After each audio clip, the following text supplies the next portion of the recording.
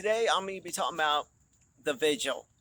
It's a it's a Jewish folklore horror movie, which I thought was interesting because I'm used to most of the Catholic um, traditions. I don't know anything about Jewish traditions. I know there's Rosh Hashanah, obviously Hanukkah, um, but I just don't know a lot. But this informed me a lot about Jewish traditions, about Orthodox Jewish, the difference between um, people just trying to become more into regular society without meshing with like the traditions of like culture. So to have a Jewish demon was pretty a Jewish themed horror movie was pretty interesting. And so the main thing is the main character Yakov, he gets invited to be um, a shomer, which is sort of when someone dies, they leave the body at the person's house, and they have a shomer who is they come over to their house and they protect the body from evil spirits. And I would imagine what goes down in this movie doesn't actually happen to the Shomer. You never know. But what happens to the Yakov is pretty darn scary. I was impressed with the Vigil, to be honest with you. I thought it was very scary.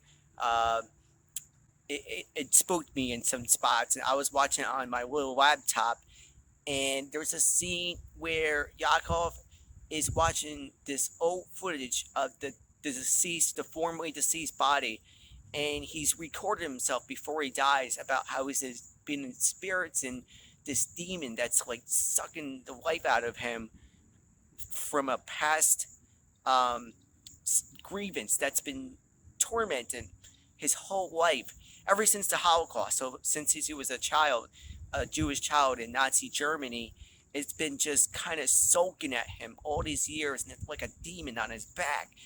And he goes to be a shomer from his Orthodox rabbi, and he's like, "Yeah, I'll give you $500, easy money." No, he gets there, and there's this demon haunting the house named the the magic. The magic is like haunting this house, and the guy's the formerly deceased body. His wife is still alive, but she has Alzheimer's, so he's just making it so much worse for Yakov. And there's a scene where I'm watching this in a dark room, and he's looking at the screen, and he's leaning in closer, and you see the wife with the Alzheimer in the back. And I don't want to spoil it, but between him watching the video in the dark and me watching the video in the dark, I was spooked out of my mind. I was like, totally gonna get this like a top 10 of the year. It came out in 2019, but the U.S. release is this year, so I'm gonna find it to get this on the 2020 list. Deserves it. It was definitely you know um, deserves to be watched because it is scary. I give it like 20 minutes for it to build up the scenery.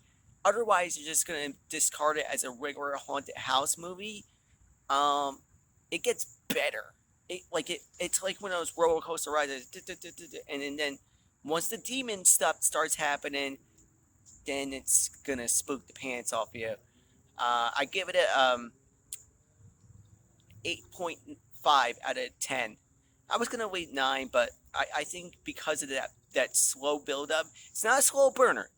Slow build up, and then it goes rides down, and it's like always like stays steady the whole time, spooking you. The 20-minute build up scares all the way down. I was impressed with the low budget. Um, this is actually a Blumhouse production, so but I think they only it's they financed it for like um for like festivals and whatnot. I don't think this is an independent movie done right, and it's very scary. Definitely check out The Vigil. All right, guys. Peace out.